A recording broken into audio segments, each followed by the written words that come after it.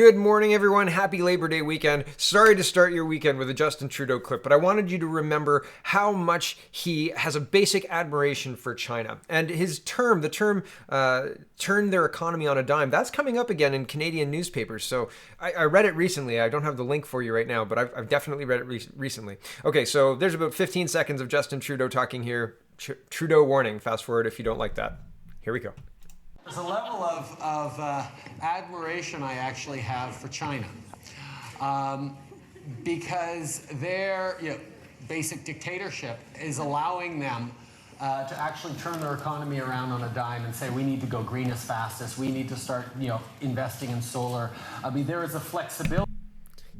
I just noticed Amanda Alvaro in the background nodding along when he says you've got I've got a basic admiration for China. She's like, hi, Amanda Alvaro. How's We Charity going? Okay, getting back to this. Here is Aaron O'Toole. Aaron O'Toole is the leader of the Conservative Party. This is better messaging than I've seen through most of the sheer years. And the response is very good too. He's got 4.1 thousand likes and 1.1 thousand retweets. Now, I don't know if this is a big campaign initiative. So usually with Scheer, he would get big bumps like that on a campaign thing or something that's popular, big announcement or something like that. But this seems to be like just a regular everyday tweet. So it may become like, this is how you test campaign messaging, right? So it may become more now that it's got a good response, but this is interesting to note. This is good messaging. This resonates, right? And I think this resonates because, well, there's still video out there of Justin Trudeau saying this. Download it before it's scrubbed from the internet, okay? Because that's happening regularly now. Oh, this video disproves the narrative. Get rid of it. Gone. See you later. And then once the links are broken, then it's harder for people to find, and it ends up on BitChute, and then people don't watch it. But this is good messaging. And speaking of basic dictatorships and China's got a lot of influence in Australia because of their geographic proximity. They're close, and because of that, there is speculation that this is happening. I don't know if it's China's influence or if Australia was always this authoritarian and scary. I don't know. But watching the videos out of Australia currently with people who this guy posted on Facebook about protests and encouraging people not to go to the protest. And this guy calls the guy with the battering ram in to break down his door. And the whole time, it's like a 2-minute long video of he's talking with this guy saying, like, can you tell me what I've done? Can you show me the search warrant? I'll come down and open the door if I find it reasonable. I think I would have also called my lawyer. I would have called a lawyer and said, people are breaking into my house right now to come and arrest me against these statutes. Anyway, there's a lot going on in Australia. This is scary because you don't think that this could go on. Like, Australia is a similar country to Canada, and it's a former British colony. The rule of law, the parliamentary system, it's all similar to Canada. So the fact that this is happening there is concerning because it could definitely happen here. And with a prime minister who's got that basic, admiration, how far off is that, right? Very, very concerning. Very, very concerning. Moving to Calgary, we're going to go local and then to Ontario and then back to federal. So, just because, that's just how things stacked up today. Okay. Nenshi, the mayor of Calgary, says Calgary police budget should be chopped. And I like that he starts talking about austerity. Everybody else has had austerity. Nobody in Canada. I'm not going to get into that right yet. We're going to talk about austerity in a minute. Like, the other articles talk about austerity and how that's not tolerable, how it's almost become a bad word. But here's the mayor of Calgary using it to tell the police, guys, you really should do more with less. And police budgets are tied closely to population, right? So as the population increases, the police budget necessarily increases because, you're making more money in taxes. You have more people living in the community. There's more space to police, so more police are needed. There's a lot of reasons why the police budget will march in lockstep with the population, right? Like, it goes up. And so this is and the mayor of a city knows this. This is not me making anything up. This is like a mayor of a city understands the correlation and the need to plan for these kind of things, right? Like, this is a thing that happens and it's normal. And this is tone deaf. This is Nenshi being not trying to appease the voters. He's trying to shoehorn in a Black Lives Matter demanded defund police. That's what's trying. In my opinion, that's what's happening here. Okay, so Nenshi says Calgary police budget should be chopped. Police are the largest line item in the city budget. We cannot go into the kind of budget we're looking at, where we're looking at as many savings for taxpayers as possible without looking at the largest line item in our budget. And Nenshi told reporters Friday, I've made it extremely clear my opinion on the matter to the police chief, which is that every other department at the city has faced austerity over the last 6 years, and it's time for the police to show us cost savings. Nenshi said,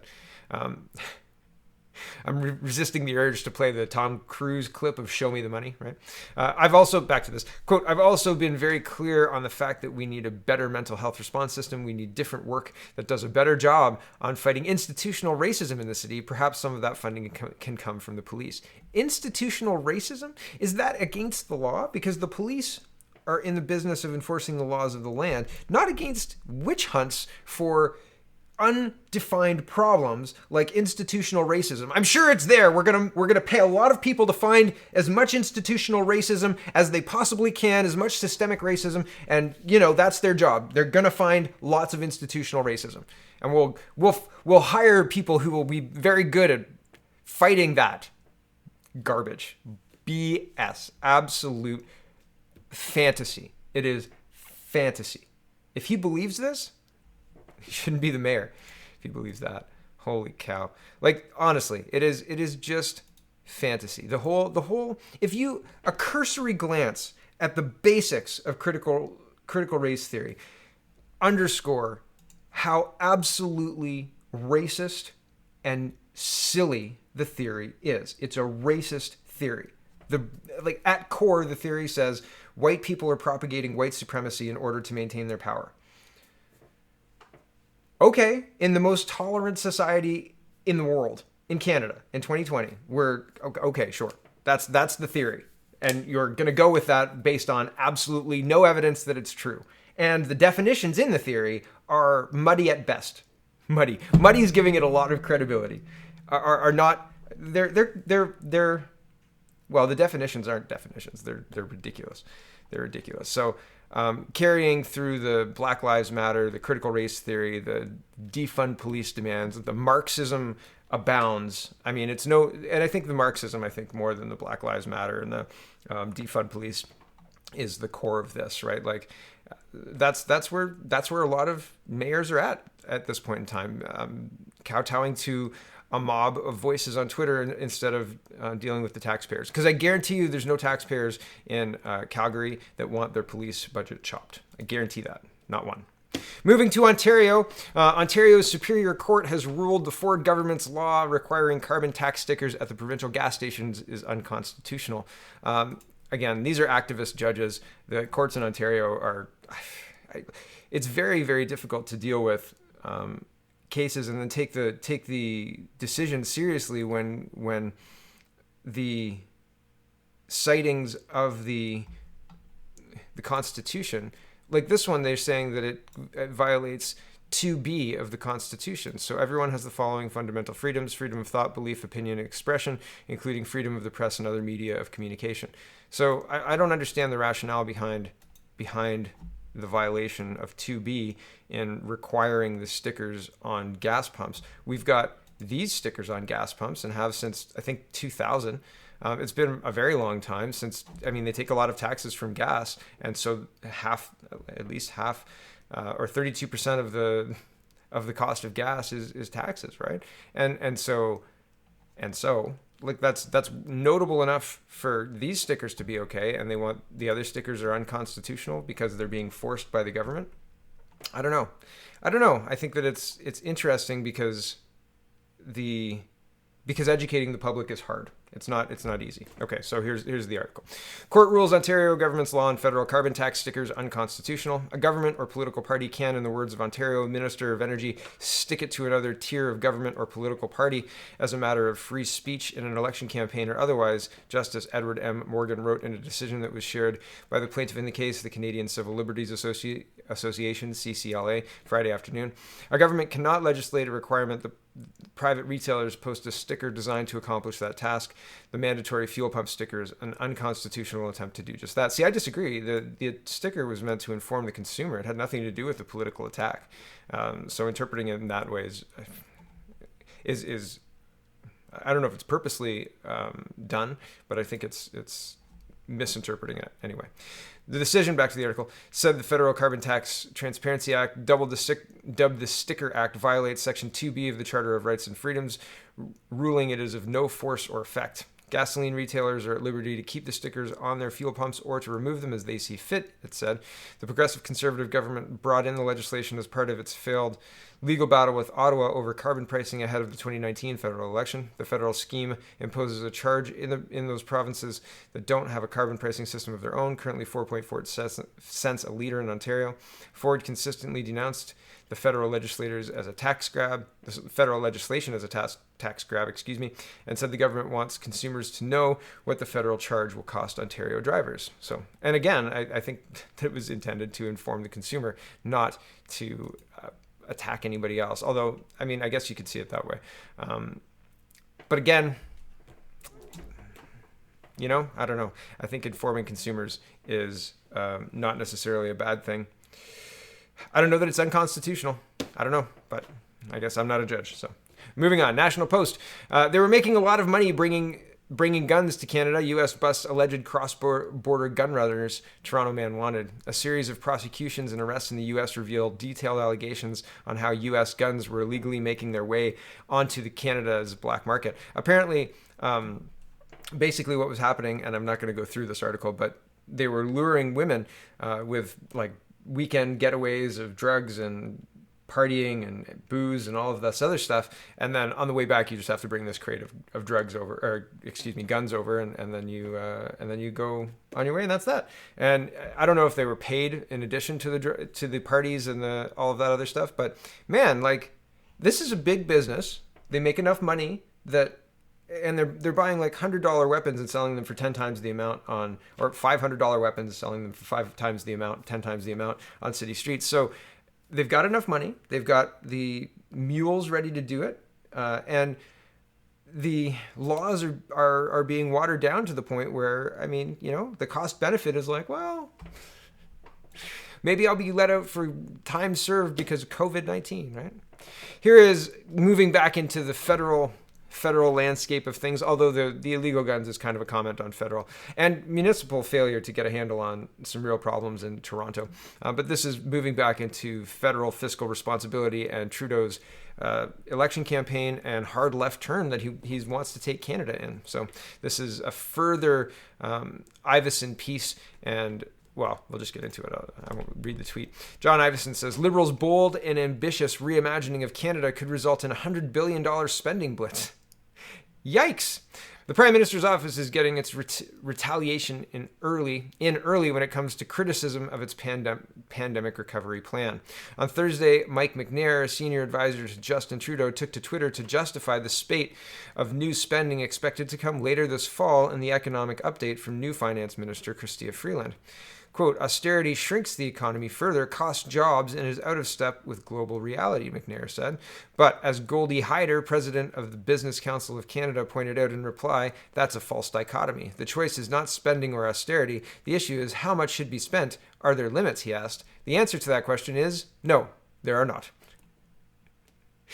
The most senior public servants in a number of federal government departments were instructed by their ministers to come up with, quote, bold and ambitious ideas to reimagine Canada. Deputy ministers asked about spending parameters and were told there were none. The consequences of that process will be seen in the throne speech later this month. I can't wait to see what they've come up with. The Liberals propose a Slurpee machine in the cafeteria and hovercrafts for everyone. Like, we're all out of ideas, and just tell us. No spending it's no cost is even part of the equation. Just tell us what you want, and we'll give it to you. We'll promise it to you anyway. 25% off your cell phone bill. Is that what that says? Yeah, okay. How's that working out for everyone? Eh? Okay, back to this. Hold on a second. So yes, I can't see how that shakes out in the throne speech. Okay, back to this. The number being bandied around Ottawa is $100 billion. That's another $100 billion will be added to the deficit that is already approaching $400 billion this fiscal year. Trudeau has signaled as much, saying in an interview with CBC Vancouver on Wednesday that his government will ask Canadians to embark on an entirely different direction as a government. Can't wait. Here's the finance minister. She doesn't have any experience, but don't worry about it. She's asked a lot of people who would know. Okay? It's fine. Back to this. One insider told the CBC Chris Hall the plan was, quote, "We'll take money on a scale that we haven't seen before. We'll take money on, that hints on the economics of Jack and the beanstalk, magic beans, stolen geese, and an endless supply of golden eggs. Yet it might not be too late to temper the expenditure. There is a growing concern in the country that the coming benevolence might not necessarily create jobs or make Canada more productive." Freeland is consulting bank presidents, Liberal MPs, and advocacy groups about a plan that appears to be all but written and is said to be heading in no uncertain terms, hold on a second. Okay. Freeland is said to be hearing in no uncertain terms that it will be her reputation that takes the hit if a future shock makes the current spending plan unsustainable. Public servants are pushing back and urging opponents of the plan to speak out before it's made public. An election over the throne speech seems unlikely. It's hard to see how the NDP could vote against such largesse. And I've been saying that, right? Like if the Liberal government delivers basically an NDP throne speech, are you going to take that government down because of the We scandal? No? Especially when you can't afford to fight an election at this point in time? Yeah, no, it's not going to happen. You're going to be like, well, we got more than we would have got anyway, and we've got all these seats, balance of power still, right? They still skate between the Bloc and the NDP. Back to this. But it will create an opportunity for the Conservatives to draw a stark contrast with the free-spending Liberals. If new leader Aaron O'Toole is smart, he will not push to balance the budget too quickly. COVID, I would disagree with that. I think a path to balance is important to Canadians. Back to this. COVID has created real problems that have not yet been addressed by the Liberals. In fact, if the Canada Recovery Benefit is made permanent, it will exacerbate labor shortages that will result from a drop-off in immigration rates this year. Investment in retraining, rural broadband, and childcare are all sound policy, but they can be made while steadily reducing the deficit and preserving Canada's fiscal credibility. Many of the spending initiatives the Trudeau government is set to announce may be desirable, but do they meet the benchmark of being necessary? The government is contemplating a deficit of up to $500 billion, presumably on the basis that people don't even know how many zeros are in $1 trillion. Good point. There are 12, but he had to look it up. As mentioned yesterday, Canada is in an enviable position compared to many of its peers. The economy will survive another surge of spending as long as economic growth outpaces interest rates, but no one can predict with any confidence how long that happy circumstance will pertain. The question for Freeland is, how big a risk is she prepared to take? People who witnessed the redistribution of borrowed money in the 70s and 80s, which led to the debt crisis in the 90s, would prefer to have a good deal more protection than Ottawa appears set to offer. Prudence does not have to mean austerity. Okay, and right, so there's the echo of austerity. Nenchi's willing to invoke austerity if it means defunding the police, but federally, no way. Can't have austerity. That's bad news, right? It'll wreck jobs and shrink the economy and growth, right? But police budgets are tied very closely to growth. Here's the Toronto Star, this is Candace Malcolm, and she says if Trudeau's proposing socialism, the people must be allowed to vote on it. Prime Minister Justin Trudeau appears to be gearing up for an election. He'd better be, because leaks and hints in the media about what's to come in the September 23rd throne speech simply cannot be pushed through without a democratic mandate. Last week, Bloomberg reported that Trudeau was planning, quote, Canada's sharpest turn left in economic policy in decades. The article stated that the new finance minister, Chrystia Freeland, was tasked with remaking the country's socioeconomic architecture. And if that doesn't scare you, look at her resume. Back to this. Freeland herself said during the first press conference in her new role that the COVID-19 lockdowns and resulting recession were a fabulous opportunity for the country. So, if you guys know who Brian Balmer is, right? He's the guy who bought a hotel in Bahamas. And I thought, like, some people see fabulous opportunity. Other people see termites, right? Termites and not a fabulous opportunity at all. People with very, very, well, I guess a lot of experience can miss the termites, I suppose, in Balmer's case. But man, when you have zero experience and you're saying, man, this is a great this financial calamity is a great opportunity for Canada.